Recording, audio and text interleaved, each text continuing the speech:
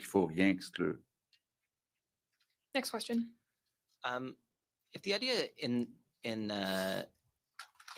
talking about this is to get Trump to back down and to have this not happen, why not come out with a dollar for dollar proposal right now publicly to show the Americans that we're serious and pressure them to back down on this? First of all, as we said, everything is on the table, and I support the principle of a proportional dollar for dollar response. That is not the question. The question that we ask ourselves, first and foremost, is if the new administration chooses to bring in tariffs, what is it that we can do that will result in the lifting of those tariffs as quickly as possible? That is first and foremost. And what we're doing right now, what we have been doing for weeks, is engaging with the American administration to highlight the investments we're making in our shared border, to respond to concerns that they've expressed. We've laid out a number of different things that matter to them. We know that the last thing the new administration wants to do is raise prices on American consumers for all sorts of goods. But that will be the consequence of these tariffs if they come in. So we are both trying to prevent them from coming in, and if they do come in, we will try to get them lifted as quickly as possible. And like I said, we will use any and all tools necessary as a country to stand up for Canadians. And I understand Danielle Smith has posted online her sort of reaction to this and why she didn't sign the communique, saying she can't support what's going on today because the idea is still being floated about putting an export tariff on our oil and gas. So what's your reaction to that? Why were you unable to bring her on board with this? Doug, you want that? Well, that's what's unique about our group. Everyone has their interest at heart, and I respect Premier Smith. I respect that she's concerned about protecting her energy, and that's her choice. That is her choice. But I have a little different theory. I have a different theory that protect your jurisdiction, but country comes first. Canada's a priority. And I don't believe in jeopardizing one sector or another. Premier Smith's oil is Ontario's auto sector, right? So again, we all have different views and we can respect each other's views. But at the end of the day, when the tariffs come, it's going to affect Albertans. It's going to affect people from BC and Saskatchewan and Manitoba, Ontario, Quebec, all the way down the road. No one's exempt from that. And all I believe in, if it comes to that, let's have the tools in our toolbox to react, to send a strong message. But it's not going to be all of a sudden one province or one territory is exempt on this. When Donald Trump comes at us, he's not going to say, well, let's not worry about Ontario, they're good people, or Alberta. He's coming full tilt at Canadians as a whole. And that's one thing we have to understand. We need to be united. Donald Trump is a brilliant negotiator. That's what he's done his whole life. That's exactly what he's done.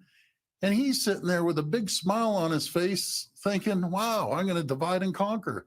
Remember one thing, united we stand, divided we fall. We need to be united. Can I jump in there? Just a sec. Well, I'll pass over to you in a sec. I just want to point out something in what Doug Ford just said. Doug, the incoming American president specifically and has explicitly targeted one industry in Canada, one sector of the economy, and it's not the Alberta oil industry. It's the Ontario auto sector. It's an auto pact that has been incredibly successful for 50 years in building cars on both sides of the border that benefits both Canadians and Americans. That's the target. But you don't hear Doug saying, oh, no matter what, we got to protect the auto. Yes, he does say that, but it's not at the expense of everything else. He's just pointed out that he's a Canadian first, as much as he's passionate about Ontario.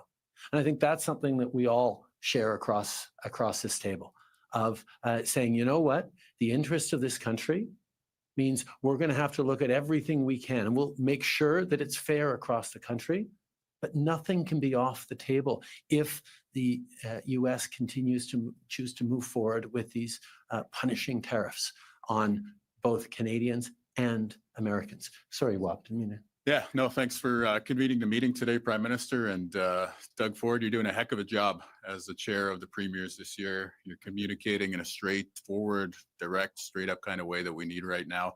And great hat. I hope they make that in an orange as well. Maybe able to wear that I'm gonna get in you the an orange prairies. one. I'll pass on the red one. Yeah. I wasn't going to make the red hat joke, Oh, but Prime come Minister, on. you made it.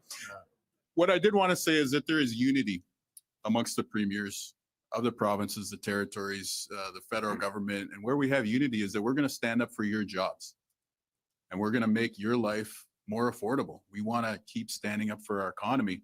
And we're also united on the fact that Trump's tariff tax is going to make life more expensive in the United States of America for the average American person.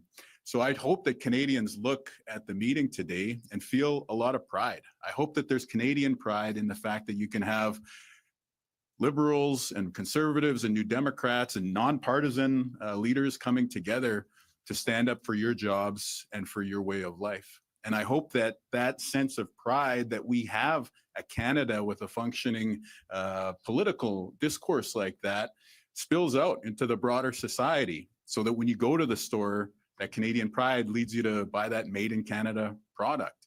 That when you make your big decisions, that you choose to make investments here. We need a national economic strategy that builds on the pride of the worker who builds things and makes things in this country so that our kids and our grandkids are going to have a much more prosperous, even more prosperous Canada than we have today. And I'd hope that your Canadian pride also filters into your decisions about where to take your vacations this summer. And to, spend some more dollars here at home. Manitoba is beautiful. In the summertime, you have an open invitation, and now we're all going to trip over each Finance other, Minister wants us in Shediac. inviting everybody to the respective regions. Winnipeg Jets may be on a playoff run. We don't wanna take that come on, today. Wap. But the point is, Canadian pride is something that we can really lean on right now. And there are a few things that unite Canadians more for better and for worse than our neighbor to the south. And so right now, as you see leaders coming together, I think it's a great moment for Canadians to come together as well. Well said. Thank you very much, Premier. This will be the last question. Raymond Filion, TVA. Question pour le premier ministre Trudeau. Vous êtes en fin de mandat, il vous reste moins de 2 mois. Est-ce que votre position politique nuit au Canada dans le contexte actuel?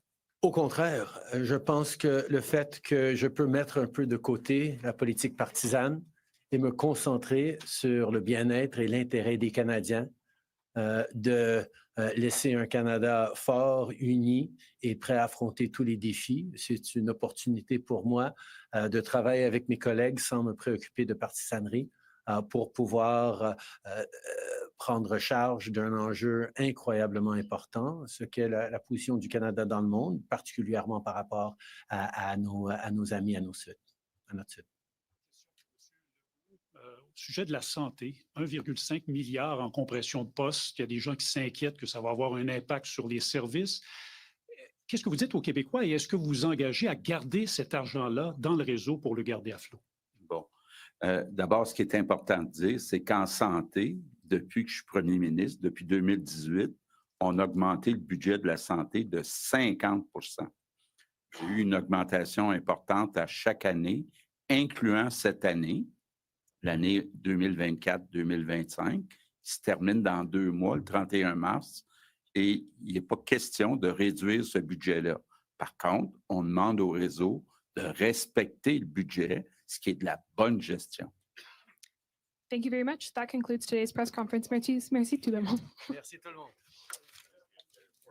And there you have it. Canada's First Minister is holding their